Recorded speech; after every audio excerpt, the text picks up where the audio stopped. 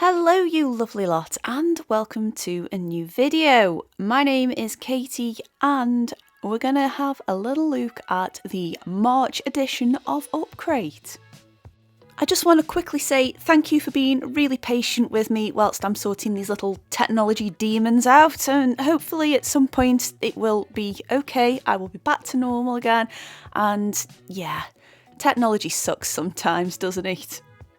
But moving on, let's talk about the contents of this box. So it's a bit of an abstract box and our featured artist is Iris Impressions Art. To be honest, this kind of style for me in a working sense it's not going to match, I'm not going to lie. I do try though throughout this video, but yeah, I have a feeling that this box just wasn't going to work out for me, but let's talk a little bit more about the content. So you'll have seen there was the magazine there, and obviously that's got hints, tips and information about the supplies. And speaking of which, let's talk about them, shall we? So we have the Sakura Crepas Expressionist Oil Pastel Set 12 colours. And let's just say it's pretty much a standard set of colours for oil pastels there. We also have two of the Amsterdam acrylics, and we have that in vermilion as well as a cobalt blue, and that's quite a nice little combination there. We were also supposed to have an acrylic colour by Van Gogh, and that was going to be in Azo Yellow Light. However, they sent an oil paint instead, and there's not really a great deal I can do with that, working with the acrylics at least anyway. We have two pots of glitter. We have a purple and a silver, and I don't use them because I've just wiped my table down from the gold leaf incident earlier this year, so I'm not going to put myself through that. They can stay in the pots and never be opened. And randomly we have some wiggly eyes. That's just great. I mean, what a really weird combination this box is. I guess it's to sort of match the featured artist, but wow, I mean, what am I supposed to do with that? This month's prompt is expression over perfection, which was just perfect for the art block I've been experiencing just lately. Oh, and I forgot to mention that the surface we have is just 3 sheets, just 3, of the Clairefontaine mixed media paint on paper. It's 250 GSM and it's smooth, and I just so happen to have a larger pad of that in, and that's what I decided to work on for this piece. For me personally, I don't really like working on A5 pieces of paper when you've got chunky supplies like oil pastels. Oh, we also had a brush as well, and that's a Factis flat paintbrush in a size 14, and yeah, this kind of reminds me of when Urrrgh kind of just dump a load of supplies in a box and hope for the best.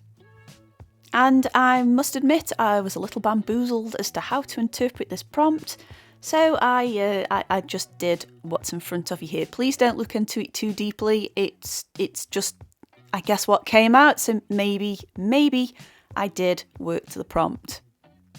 You'll notice as well that I swapped out that oil paint for an acrylic, and yes, I guess I could have used the oil paint if I really wanted to, but considering the booklet said it was meant to be acrylic and they sent the wrong paint, I thought, well, you know what, I'm just going to use what I'm going to be comfortable with. So I swapped it out for a System 3 cadmium yellow hue, which was as close as I could match.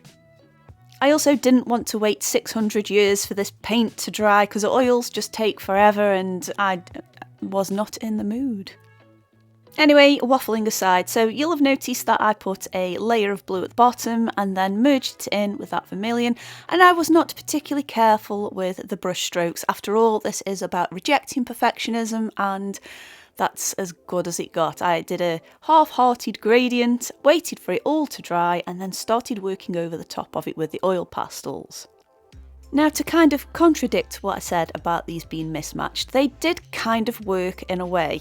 You have to do things in a certain order though. I mean, it's not great putting acrylics over any oil-based medium, especially oil pastels, because even though they do remain still on the page, they kind of don't really dry out and reject the paint, especially if you're working over the top of it. Although it's very good for a, I guess, batik or wax resist style, but I wasn't down for that today. But my point is, once you've put a acrylic surface down, it's actually not terrible to work over. I thought there'd be a little bit of resistance from that acrylic paint also, but it actually provided quite a nice sort of toothy texture which gripped those oil pastels just enough to lay on the amount of pigment I wanted. I also found as well that it actually blended okay. I don't use my fingers though, because it really grosses me out having like oil pastel in my fingerprints, and it's horrible. Can anyone else relate to that? But using a Q-tip or a cotton board or even a blending stump will do just as good a job.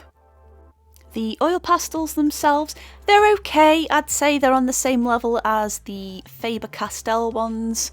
They're not like those really nice Sennelier ones we got last year with Scroller Box, I must admit, but they were okay. They worked well over the top of the paint. I guess it was more to stand out rather than to blend in these instances, so it didn't really cause too many issues. But to be honest, I feel like I've been spoilt by better products, if I be honest with you. I'm sorry if you really liked these.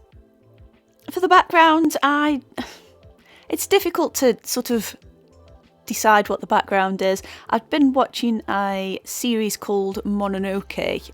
It's like a really old anime, but I quite like the art style, and for some reason that kind of influenced me for the weirdness in the background there. I thought these can be all these abstract monsters to, I guess, represent my dislike for creating abstract art. I don't hate it, I quite like abstract art, but I just can't do it. I just can't attach those levels of emotions to my art, I'm afraid. But I suppose reluctantly, I guess it was okay to give it a try. So I'll just go into what's been going on just lately. So yes, I have mentioned I've got a bit of art block, which is why I've been a little bit quiet on YouTube and social media in general. I don't want to get anyone's hopes up, but I do feel like I'm coming out of it a little bit, and I've sort of forced a painting out of me, which I didn't hate, so that's good. So I think maybe next week I might get back to normal a little bit, but please bear with me. But I also would like to do a video about what art block can look like, and I guess ways that I can try and combat it, because it is one of those things that just happens sometimes, and sometimes it can be happening because stuff's going on in your life, and sometimes your hands do not want to do what your brain's telling it to do. So I'm going to sort of compile, I guess, some thoughts and possibly make a video about it. So if you want to see that and my perspective on things, let me know. It might help you with your art journey, or it just might be some nice background noise while you're happily in the flow. So please let me know down below. For the character I've done here, I guess it's representing my reluctance to embrace this abstractiness. I guess I've kind of done it anyway, and I'm sort of just holding a door shut on it while all that craziness is going on in the background there. I thought these tangled creatures in the background could do with lightening up a little bit, so I guess the googly eyes were kind of funny. It just seemed like such an odd thing to put in there, but I guess that was the point. The glitter, however, no, don't get me wrong, the inner magpie in me loves all nice, shiny, sparkly things, but I really hate using glitter. I mean, it really is like the herpes of art materials. You think you've cleaned it up and you haven't, and then you think you've cleaned that up as well. It just doesn't go away, and like months down the line you'll be like, I can see a speck of that glitter, and it's very distracting. So it is best just left in the Pandora's box of glitter that it is. But hey, you know what, if you manage to apply it and use it in a kind of cohesive way, then let me know. I thought I'd just smudge the character in a little bit, and I did that with my fingers, which I instantly regretted, but it had been done now. And you'll see that paint wouldn't have done a great job of attaching these eyes. They weren't self-adhesive, so I got a good old Pritt stick out and just placed them in the most ridiculous places. I just didn't give much thought into it. But hey, you know what? Probably wasn't in the right frame of mind to be doing this, but never mind. It was just a bad week. I guess it's gone now. Anyway, I do hope you have enjoyed this video. I do apologise for the majority of the incoherent waffling, but sometimes I guess you've just got to let it out, really, I guess. This was an odd box, I must admit. I wish we'd got more surfaces to work on. I definitely wish there wasn't any glitter in there, and I really do wish they'd sent me the correct paint, but never mind, it's a good job I'd already got some in. There should definitely be some better videos on screen right now if you've made it this far and you want to watch some more stuff, so why not give one of them a click? In the meantime, I want to say thank you as always for watching, and I will see you lovely lot on the next video. Bye!